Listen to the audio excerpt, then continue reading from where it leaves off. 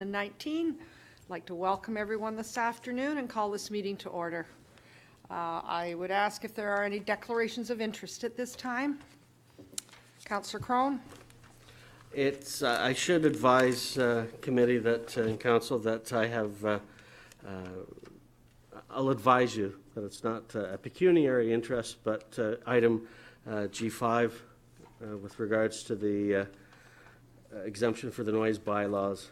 That pumping station is on a lot of land that was severed off the family farm and is adjacent to my brother, Doug Crone. So I don't think there's any, as I said, any financial impact other than my brother will give me grief about it.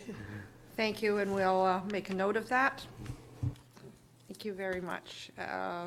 Item C is presentations. At this time, we have no presentations. Is that correct, Mr. Clerk? Correct, Madam Mayor. Thank you. Item D is deputations, and also I have no notation on deputations for this afternoon. Also correct, Madam Mayor. Thank you. We're down to committee recommendations, and we will adopt the committee of the whole recommendations from the meeting held on January 22nd, 2019. Councillor Crothers.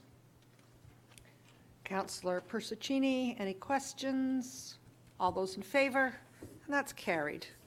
Adoption of minutes, to adopt the committee of the whole minutes from the meeting held on January 22nd, 2019. Any questions on those? I have a mover and a seconder. Councillor Persicini, Councillor Foster, all those in favor, and that's carried. The next item is the adoption of the council minutes from our special meeting held on January 22nd. Any questions on those? Could I have a mover and a seconder, please? Councillor Morton, Councillor Crone, all those in favor, and that's carried. The next item is the adoption of the council minutes from the meeting held on January 22nd. Any questions on those? Seeing none, could I have a mover and a seconder? Councillor Crothers, Councillor Crone, all those in favor, and that's carried. We are at correspondence for consideration, and the first item is from T. Wag, co-chair of the Mount Albert Sports Day Committee, and there is a request here for a number of items to make sure that the sports day runs smoothly in our community. Any comments or questions on that? Councillor Roy DiClemente. Thank you, Madam Mayor. Through you to staff, given that this is the first request that we've had of this new council, I'm wondering if staff can just give a quick refresher on what it means to declare something as a significant municipal event. Thank you. Mr. Clerk. Through you, Madam Mayor. So the municipally significant event designation is necessary for special occasion permit through the Alcohol and Gaming Commission, and that is required by any applicant selling liquor to the public. Thank you very much. Councillor Roy DiClemente. Thank you, Madam Mayor. So it, through you to staff, it doesn't necessarily grant them any other special standing with the town or anything of that sort. It's strictly a regulatory requirement in order for them to get their liquor permit. Through you, Madam Mayor, no, it doesn't provide them any other additional grants or any of that nature. It's just with regards to Alcohol and Gaming Commission special occasion permits. Now there is, staff have prepared a draft for senior management review in terms of SOPs, special occasion permits, and we'll be bringing that forward because we are getting a number of requests for SOPs. This just happened to be the first one in an annual event for the town of East Gwillimbury, but Alcohol and Gaming Commission has changed some of the rules, and staff are going to present that in a report, hopefully at the next meeting, but shortly. Very good. If I may, thank you. I think that's important for us to know if there are certain ramifications for us to be aware of if those rules have changed to ensure that we're not incurring any liability or anything of the sort. I'm happy to move forward. Obviously, these folks have been doing this for 94 years, so I'm hoping that I'm happy to move it forward. But I would like, once the event is over, for staff to report back to us. There are a number of in-kind items that take place that they are not charged for, and I would like an accounting, just for the purposes of public transparency and so on, of the cost to the town to support the event. And so I would be happy to make this motion and add a clause that staff report back on contributions in kind following the event. Financial contribution, the value of financial contributions, in-kind financial contributions.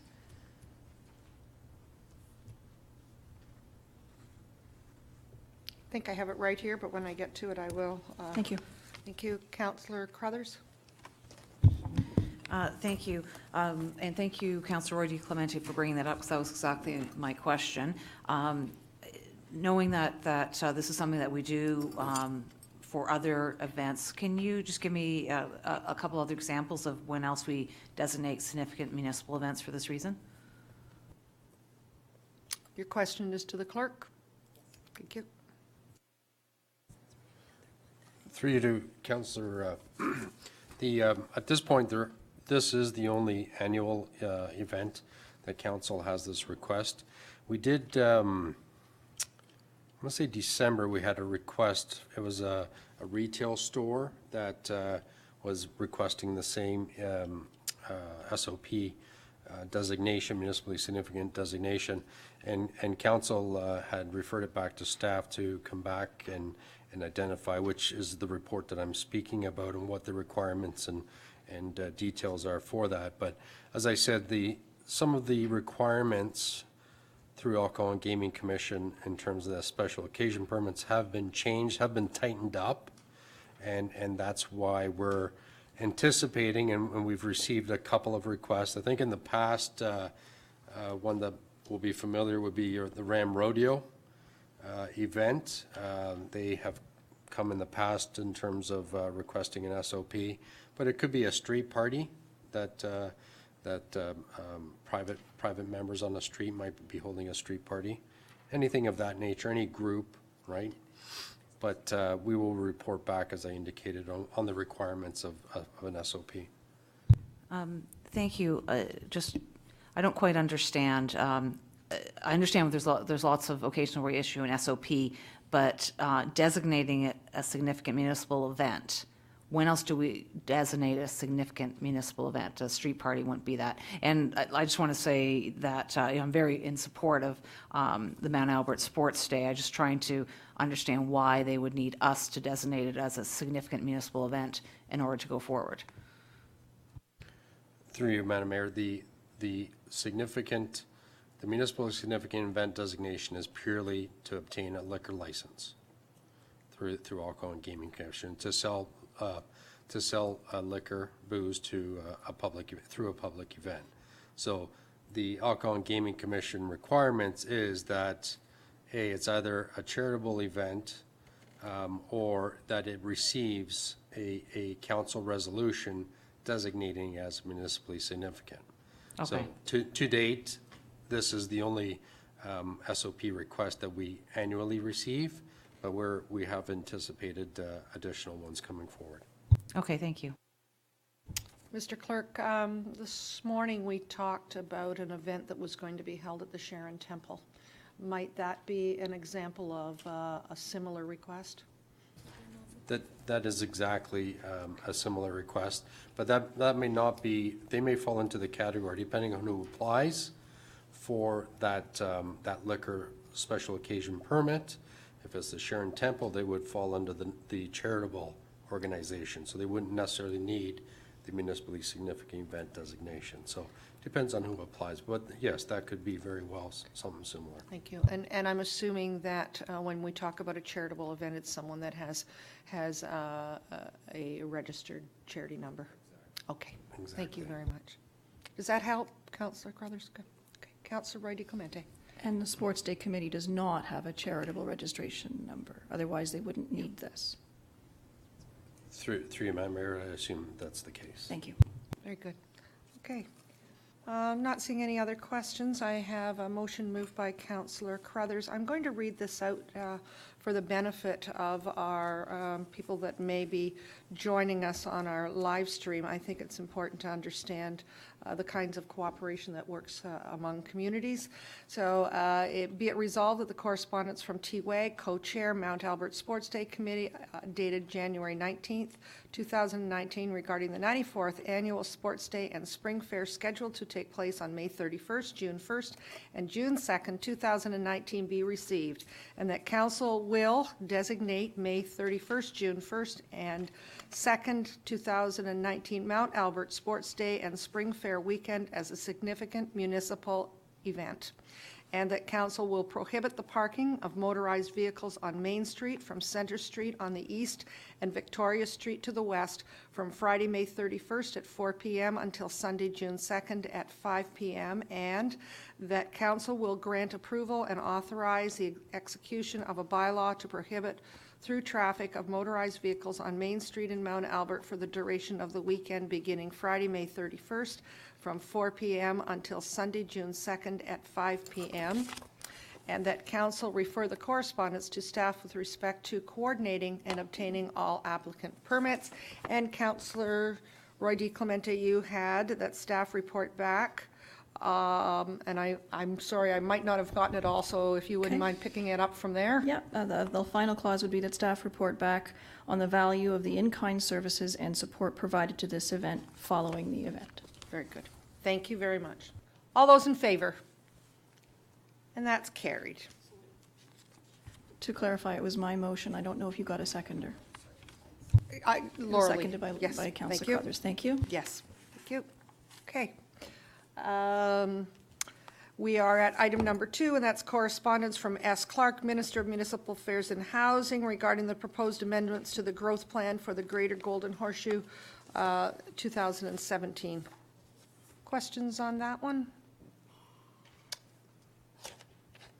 Could I have a mover and a seconder, please? Councillor Persichini, Councillor Morton, all those in favor? That's carried. The next one is correspondence from the Clerk's Office, Town of Georgina, dated January 16th, 2019, regarding the Town of Georgina Council Resolution of January 16th, 2019, regarding Bill 66, Restoring Ontario's Competitiveness Act 2018. Could I have a mover and a seconder, please? Councillor Crone, Councillor Roy D. Clemente, all those in favor, and that's carried. Number 4, correspondence from Kay Mole, Clerk of King Township, dated January 18th, 2019, regarding Township of King Council Resolution of January 14, 2019, regarding Bill 66, Restoring Ontario's Competitiveness Act 2018. Could I have a mover and a seconder, please? Councillor Foster, Councillor Persichini, all those in favor? That's carried.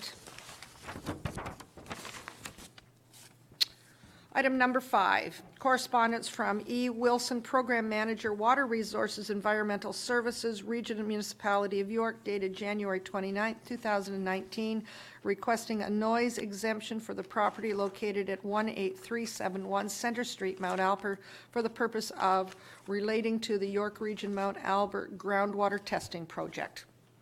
Any questions? I have a mover and a seconder, please. Councillor Morton, Councillor Crothers, all those in favor? That's carried.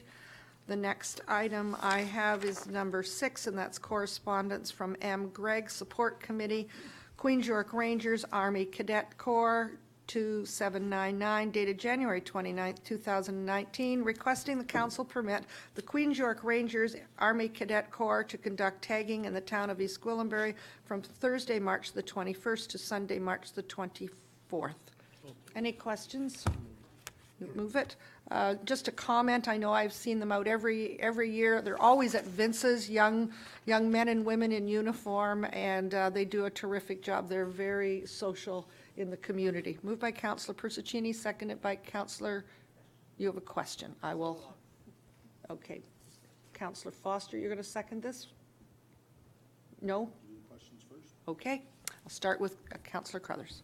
Thank you. I agree with your comments about the York Rangers. I'm just wondering why they need us to grant them permission to do this. Is there a bylaw that this is attached to? Mr. Clerk.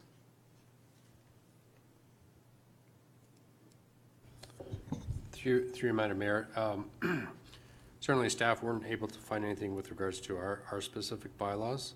And a lot of, as you mentioned, it occurs at Vince's and other retail stores. It occurs on private property. I think the, not having the benefit of knowing what their organization's procedures are, but I suspect it's something with regards to the cadets' procedures and in identifying and speaking and getting in that approval from an authority body such as council, and probably perhaps a bit of a communication tactic as well.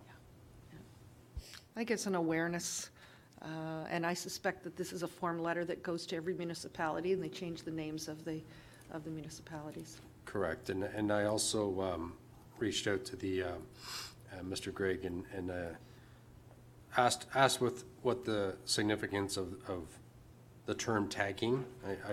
I've supported these young people, and they literally hand out a little tag on a string, and I think that's what it refers to. They said that given the tradition within the Army ranks, it's probably something that's carried on through the years, and are probably not looking at changing the title of it. Thank you. Councillor Morton. Thank you, Madam Mayor. I do realize that the Queen's York Rangers has been doing this, well, for many, many, many, many years. But the reality is there are other cadet units, too, that are within the York region, that many of them come into East Gwillimbury all the time. We've had the Air Force come in from Beaverton in Mount Albert, and they tag at Foodland. My concern is East Gwillimbury now has its own cadets, and that's the 32 York Regional Police military cadets. And they are only allowed, the cadet unit themselves, the cadet corps, are only allowed to go into certain areas at certain times of the year, and only a certain number of times. And I'm just wondering if before I mean, not that I'm against this, because these guys have been going on, the Queen's York Rangers have been around since the War of 1812. So it's certainly not a new group, but I would like to see our own cadet corps being allowed to tag into in East Gwillimbury as well. So I'm wondering if there's any way that we could put this off for one more meeting, and we could find out from the YRP whether their guys are, whether their cadets are going to be up here or not, because they're trying very, very hard to get the exposure in order to come through. And I just wanted other councillor members' comments or thoughts on it. Councillor Crothers. Thank you for bringing that to our attention, Councillor Morton. I think that this is the reason I sort of hesitated of why we are granting permission, because it does feel like an endorsement, and before endorsing, we would want more information. So if this is going to, I would agree that if staff could bring this back with some more information, that would be beneficial. And also if we can find out if we actually do need to grant permission, I would prefer not to, if that's not something that is within our mandate. I don't want to appear to be supporting something that isn't really necessary for us to be showing favoritism to one versus another. So if we can get some more information back on that, that would be fantastic. Any other questions or comments? Councillor Persuccini. Maybe we just have to find a word that we're not attached to it. I'm not, the lawyer maybe is the one that could come up. He's the smart guy there. But anyway, we come up with something, if we do all decide, a word that we basically say, good luck, whatever, but the proper word instead of like us, I understand where some of you are coming from, maybe change the wording. I'm not sure what the word would be. Thank you. I think, go ahead. I think that there's some valid questions to ask. Do they need permission or not? I'm not aware of any bylaw that would suggest that they need permission, but perhaps there's something in the organizational rules of the various cadet organizations which require them to get permission, in the sense of a willing host for this sort of event. So, I mean, that's a reasonable question for us to ask and confirm. And then also this issue of the YRP cadets. If we are going to grant permission to a group or multiple groups, it'd be nice to know what the repercussions may or may not be. So I think there's kind of reasonable grounds here to prepare a nice little memo for council's consideration. Thank you. So then do I have a motion to defer until our next meeting? So that still gives them a month, and we would have an answer for. They're way out in front, so they do have time. So Councillor Morton, are you suggesting that you would make that motion? I will, Madam Mayor. I do have some information at home on the contacts because they were present at the Remembrance Day service, so they have got that, which I can pass along to staff. Okay, thank you. And seconded by Councillor Foster. All those in favor? And that's carried.